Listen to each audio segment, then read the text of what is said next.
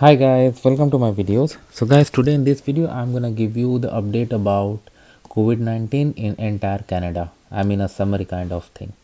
So before I proceed further, if you have not already subscribed to my channel, please go ahead and subscribe right now. So guys, at some places restrictions have been imposed and at some places they have been eased. I'm not going to talk about the federal model that is talking about more hospitalizations down the line because of this highly infectious Omicron strain. So now Quebec is set to lift its 10 p.m. to 5 a.m. curfew starting on Monday. So that's a good piece of news for Quebecers. Nunavut is also set to cancel travel restrictions starting on Monday 24th, and this will allow businesses to reopen and schools to resume in person and learning by Jan 24.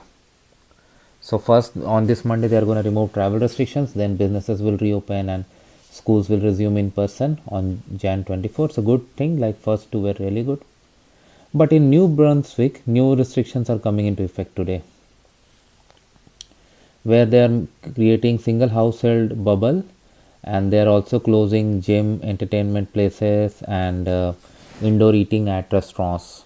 So huge loss for businesses, like closing gym, you can understand the impact, and then indoor dining closing at restaurants is again highly not good for businesses. In Prince Edward Island, where I mean the restrictions are currently in place, where they have like remote learning for school and capacity limits for businesses. So the restrictions are going to continue. I mean, they are going to be extended. In Ontario, we know that what is going on, and the hospitalizations are all time high at 3630 as of Thursday, and it's only seem to rise. But hopefully this comes under control. But I'll keep you guys updated with whatever is happening here. Thanks for watching.